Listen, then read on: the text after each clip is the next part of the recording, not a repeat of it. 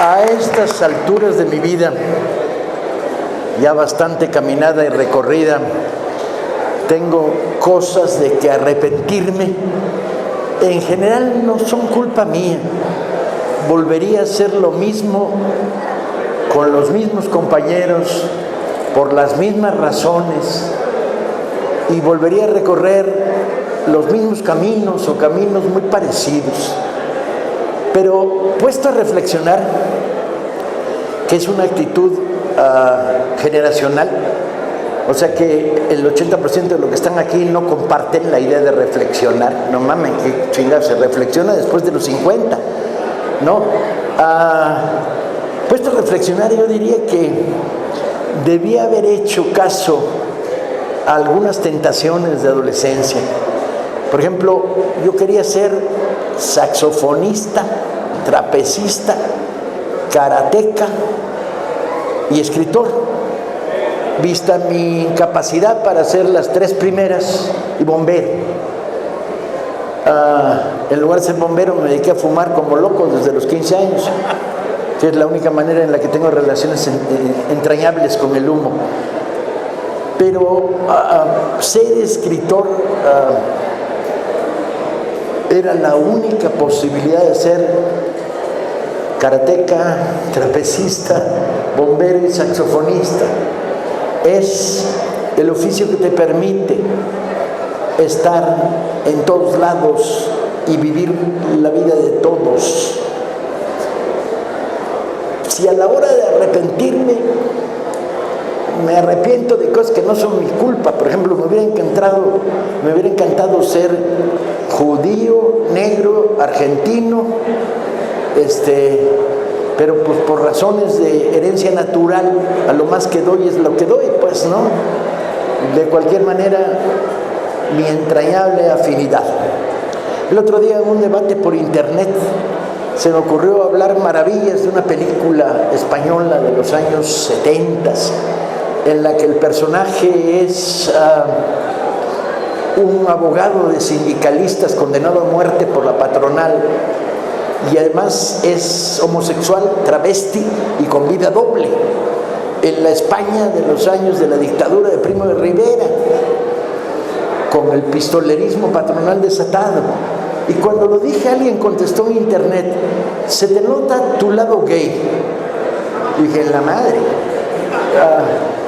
Y entonces me vi obligado a responder: soy heterosexual militante, monógamo, pero chinga, si no le tengo admiración, profundo respeto a estos compañeros homosexuales que tienen los huevos de decirlo, o estas compañeras lesbianas que tienen los ovarios para anunciarlo, entonces me jubilo.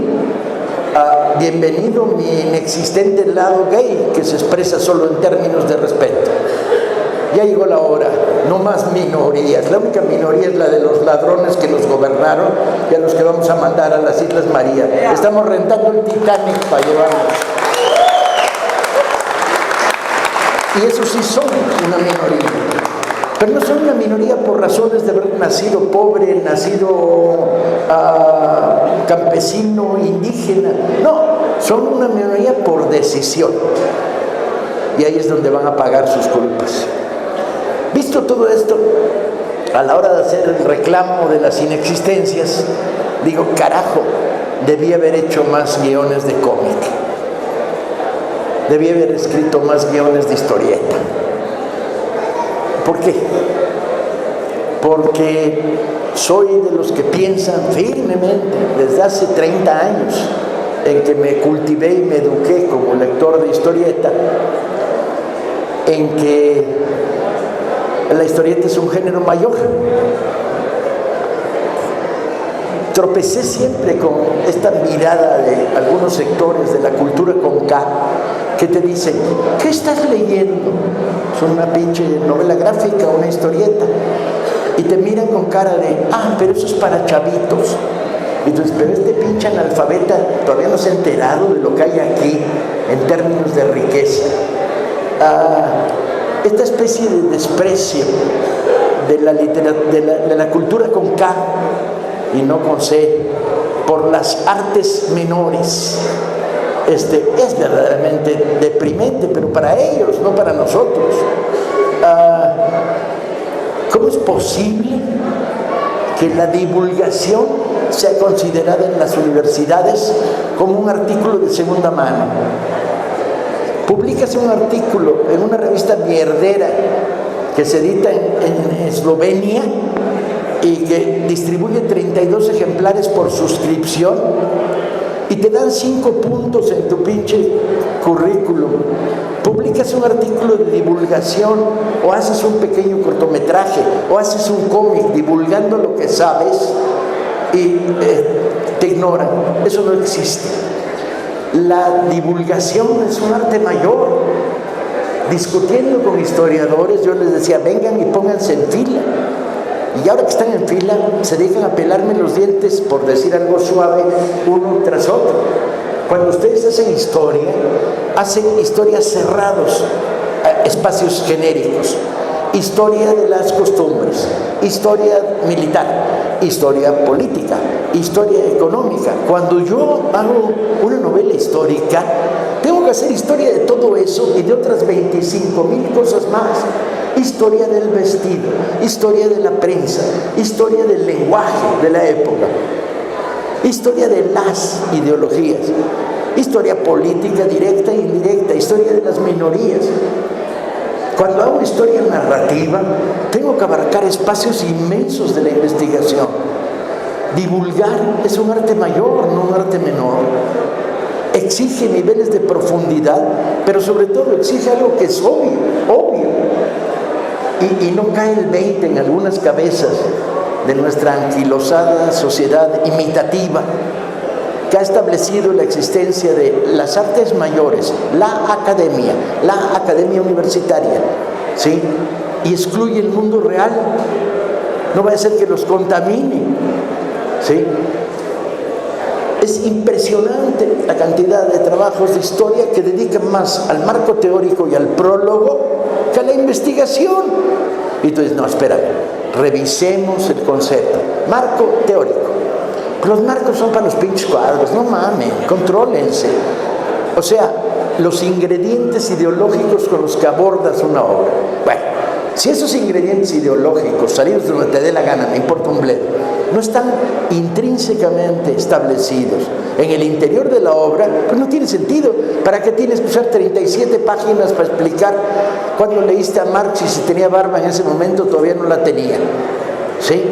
Incorpóralos al texto y hablan por sí mismos y se incorporan a la manera de ver o interpretar.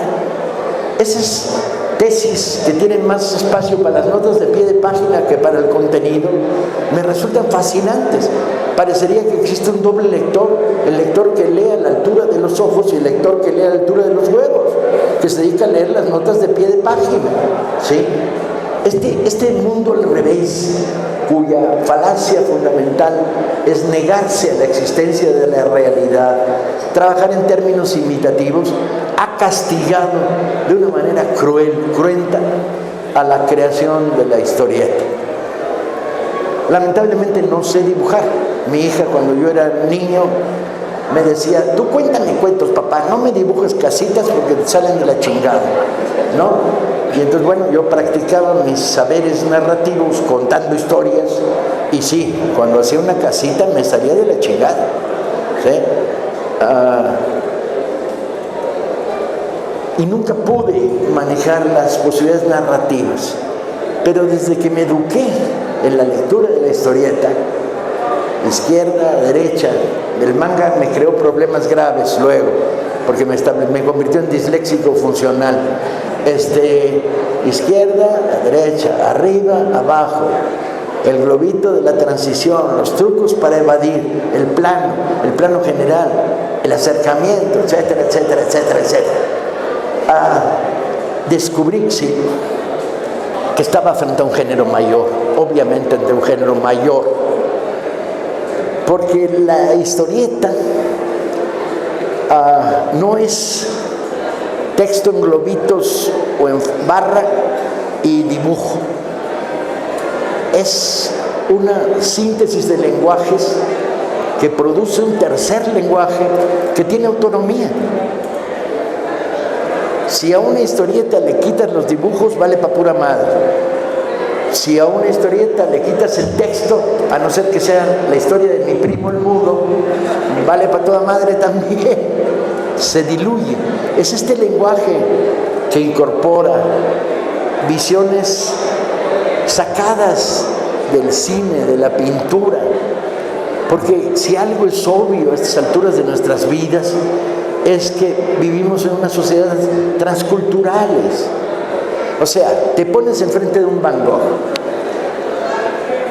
como hicimos un experimento una vez en Gijón durante la Semana Negra. Es la habitación de Arlés. Una habitación pinchita, fea, sin gracia. Y la pinta 3 veces y hace 2 bocetos de la habitación. ¿Qué demonios le bulle en la cabeza al bueno de Vicente? ¿Qué trae?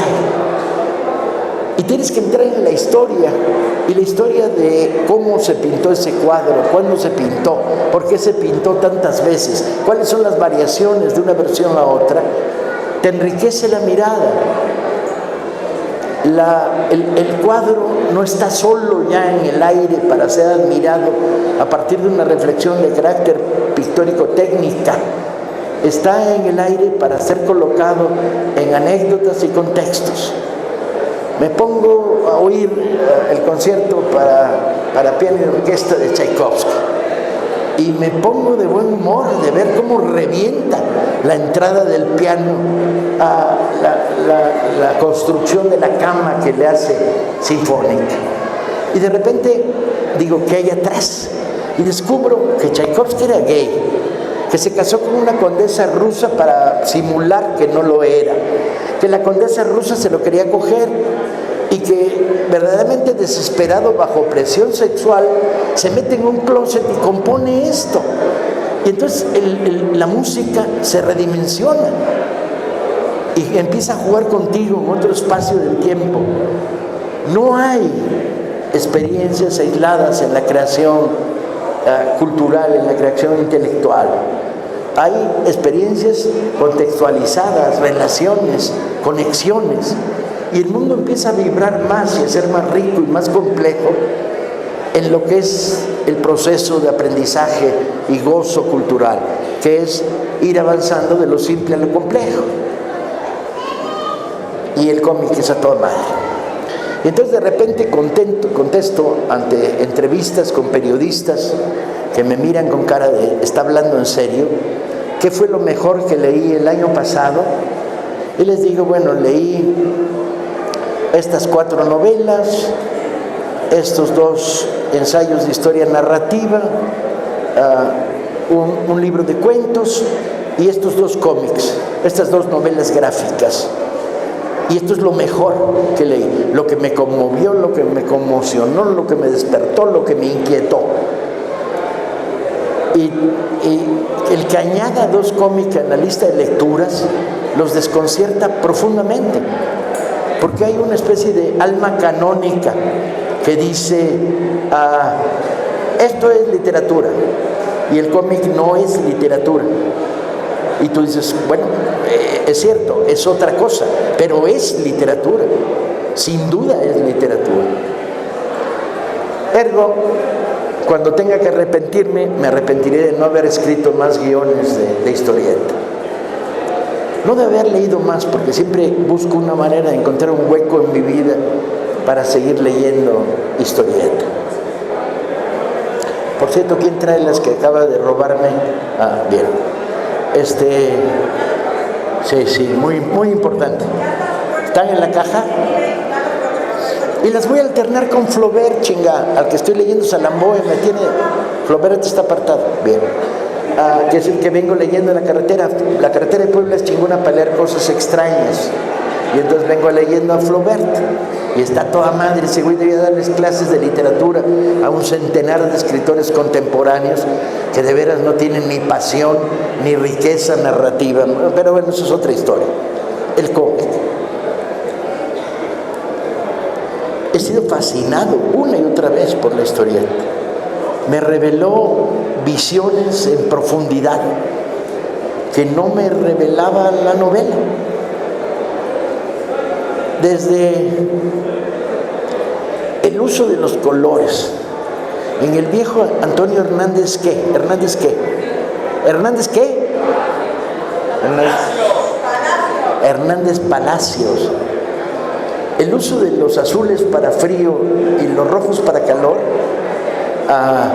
el naranja para pasiones y el blanco para ausencia de pasiones, me ponía de un humor muy particular. Me planteaba cómo demonios logro en la literatura estos azules con los que narra, ¿no? Desde el desapego absolutamente Humphrey Bogartiano, que tiene Corto Maltés respecto a la historia, la vida, el pasado y el presente, el problema de la ética escondida o la ética secundaria, de los trabajos de Hugo Pratt y la manera como entra en el pasado como si fuera propietario de él, que me recordaba al otro gran narrador que se apodera del pasado con una alegría verdaderamente delirante. Gloria, tienes un lugar reservado del lado derecho para las taiboleras de categoría.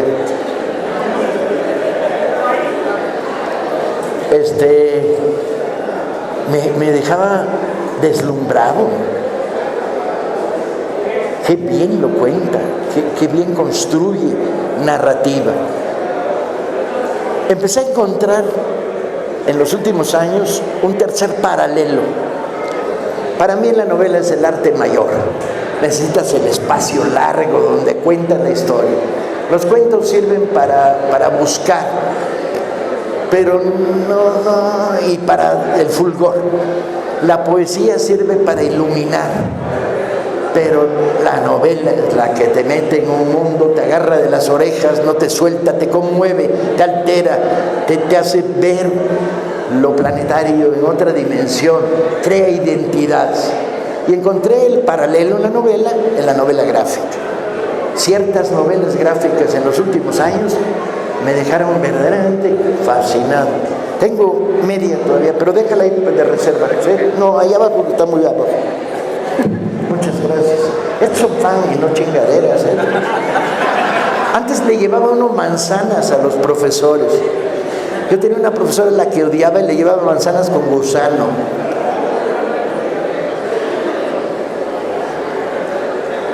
Y entonces, ¡ay! Y encontré un paralelo. Grandes novelas gráficas, grandes novelas y miniseries de televisión.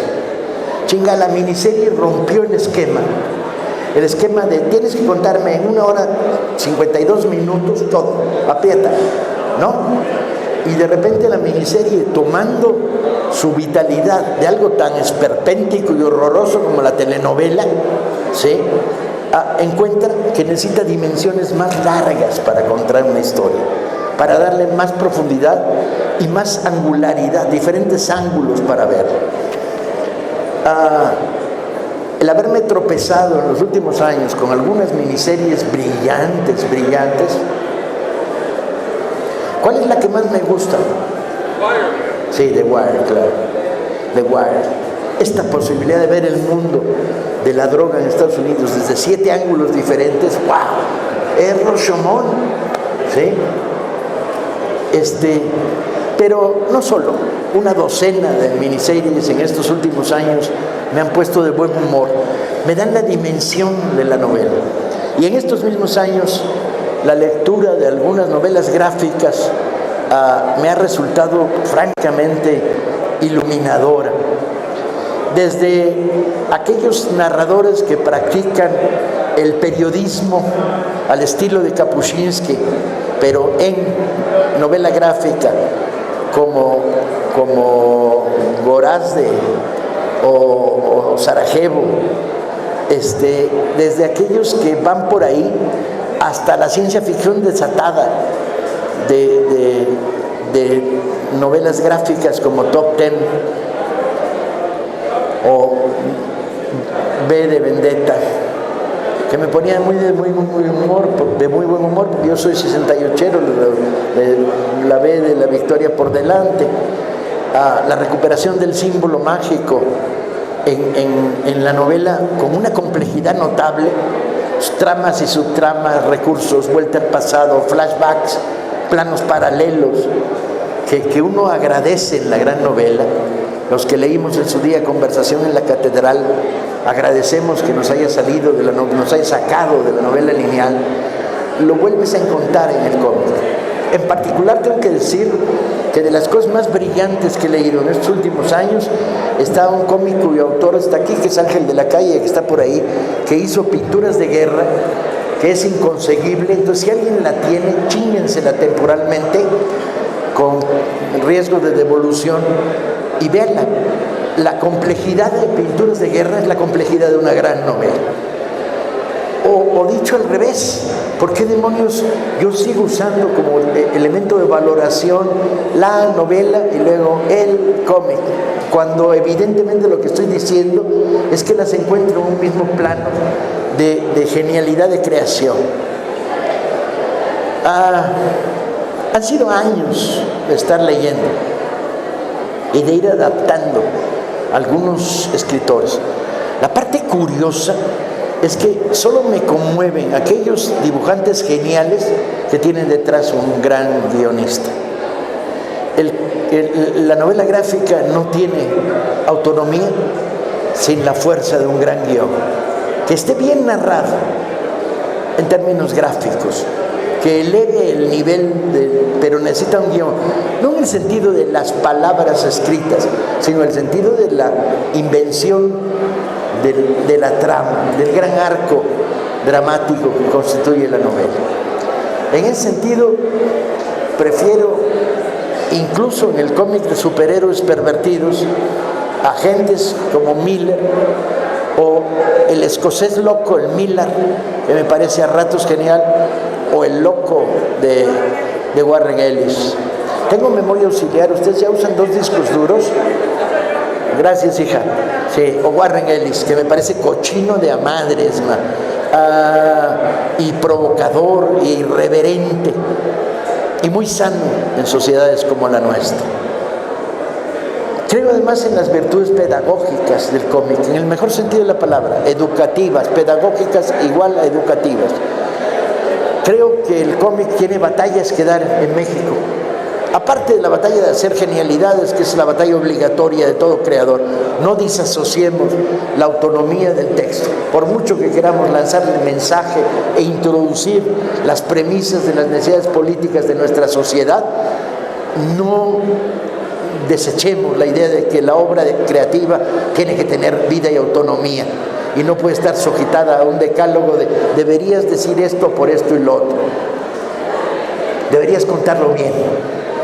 Pero en el espacio de la pedagogía, de repente llevo 4 días dando conferencias en CCHs en la Ciudad de México, que son los generadores del último movimiento maravilloso que está produciendo en la Ciudad de México contra el porrismo.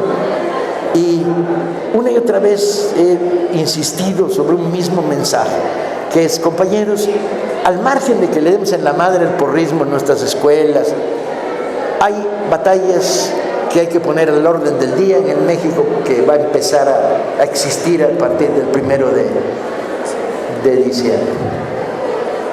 Y una de ellas es, tenemos que dar una batalla político-cultural contra el machismo. Faldita o pantalón, un solo corazón. Chingue su madre el machismo, acabarlo, arrinconarlo, ¿sí? Volverlo lo que es, ridículo, ¿sí? Ofensivo hacia la condición dual del género humano, hombre-mujer, que ya se volvió trial, cuadral o lo que baile. Me vale sombrilla, que cada cual haga de su culo un papalote y lo echa a volar, ¿sí? Esta batalla es esencial, esencial. Tenemos que poner en ridículo a los machistas, tenemos que desprestigiar los comportamientos machistas, tenemos que señalar que el que en la escuela se burla obscenamente de una mujer es un pinche patán de tercera y hacerlo lo que es, ridículo, ¿sí?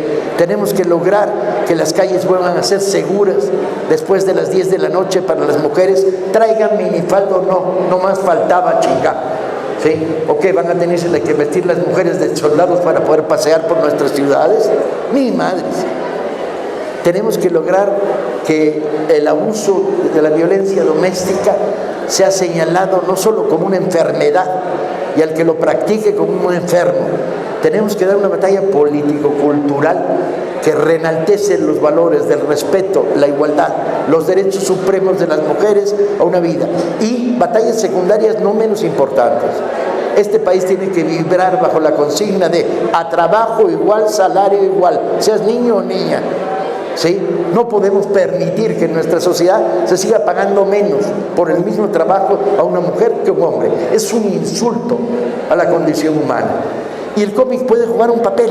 Y vengo obsesionado con la idea de quién chingados, aquí cuántos comiqueros se involucro para que entren en esta campaña desde su perspectiva, su visión, su capacidad de creación. No todo es pedagogía. Es más, la pedagogía es un aspecto.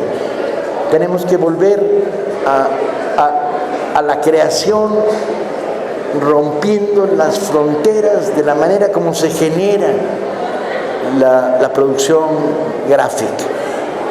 Por naturaleza, así como el escritor empieza a escribir imitando a Juan de Dios Pesa, ojalá empezara imitando los sonetos de Quevedo, pero no lograremos tal cosa, no. Más bien a López Velarde, chinga, y el Suave Patria, que ha hecho tanto daño a las neuronas de tantas generaciones en este país. Así como por ahí empieza el que escribe, el que dibuja empieza imitando. ¿Y qué imita? Pues lo que lee. ¿Y qué lee? Cómics de superhéroes, fantasía, fantasía desatada, dragones, monstruos raros. Si trae beta nacionalista, pues los vuelve aztequistas a los pinches dragones. Ya no mamen, que sean por lo menos tlaxcaltecas, chinga, no aztecas, ¿no? Basta de el debate sobre el predominio en el altiplano de una fuerza sanguinaria como fueron los aztecas, que condujo a estados de esclavitud a todas las tribus que le rodeaban. Pero bueno, imitando mangas, lo cual está cabrón, porque ser mexicano e imitar mangas le ronca, ¿no? El manga es una imitación de la imitación, entonces bueno, hay que salir de ahí. Y salir de ahí no es fácil, porque la naturaleza construye una estructura autoeducativa de carácter imitativo. Aprendes imitando, aprendes dibujando. Y entonces hay que irse a otros lados. Hay que aprender a hacer cómic imitando al Greco, chinga. Te pones enfrente y dices, ¿cómo le salen tan chingonamente estilizadas las figuras? ¿No? Y al mismo tiempo hay que encontrar la síntesis entre dibujo y narración. Cuando surge un gran fermento, y en este país hay un gran fermento comiquero, sí, pero grande, hay millares de jóvenes leyendo y interesados. Tenemos que darle el salto hacia crear con calidad para estos jóvenes. La carencia son los guionistas. Una de dos. O porque los dibujantes son analfabetas funcionales, cosa que en la mayoría de los casos es cierta, y que soltaron su capacidad de creación en un solo sentido. Como dicen de los niños, si aprende a hablar muy rápido va a tardar un chingo en caminar, y a la inversa, si camina muy rápido va a tardar un chingo en hablar. Bueno, pues los dibujantes, si dibujan muy bien, van a tardar un chingo en saber escribir. Y no lo podemos suplir con talleres de narrativa, porque el oficio de escritor es lento de construcción, hay mucho ensayo y error, igual que el de dibujante. Tenemos que buscar mancuernas, tenemos que atraer hacia la nueva creación comiquera que está esperando los millares de lectores que hoy hay. Tenemos que atraer a escritores que adoren el cómic, pero que sean unos a la hora de dibujar, y por lo tanto necesitan crear condiciones de hermandad con un dibujante. Puede ser, algunos lo lograrán solos, no necesitarán la creación de mancuernas, pero necesitamos alimentar de buenos guiones la creación. Y esto significa que hay otra batalla cultural más que dar. Hay que dar la batalla dentro del mundo de la literatura del valor del cómic, para que en una escuela de narrativa el maestro no pueda decir sin caerse muerto de vergüenza, no, bueno, el cómic es un arte menor. Espérame, güey, ¿qué has leído últimamente? Tu chingada, no pasaste de leer a Archie cuando tu papá te los prestaba, que tenías 12 años, ¿no? No mames. Lo más que ha llegado es a admirar a Snoopy, pero no atreverse a confesarlo, ¿no? Y decir, no, Mafalda está bien, tiene gracia. No mames. Hay un arte mayor escondido al que hay que abrirle la puerta. Y esto significa que tenemos que ganar dentro del gremio de los escritores la voluntad de colaborar en experimentos de creación de historieta. Esta era la historia que les quería traer aquí hoy, que como verán ni es novedosa, ni es extremadamente inteligente, ni es brillante, pero está basada en vivencia y experiencia.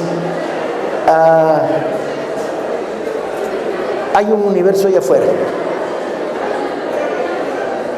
Si recorres hacia allá, encontrarás a centenares de coleccionistas de muñequitos de plástico en una fase infantil bastante primaria, todavía no evolucionan hasta comprar condones, que sería el nivel superior del plástico, ¿no? Pero ahí están. Hacia lectores de manga rosa, lo cual me tiene fascinado. El manga rosa me tiene, es algo así como el Lola, me da un pinche repeluzno cabrón el manga rosa, pero incorporó a adolescentes jovencitos a la lectura, lo cual está toda madre, ¿sí? Pero hay que llevarles otra historia. Tenemos un país en plena vibración, ansioso de experiencias, de riqueza, al borde de desatar una revolución cultural. La historieta tiene que estar ahí en primera fila. Muchas gracias.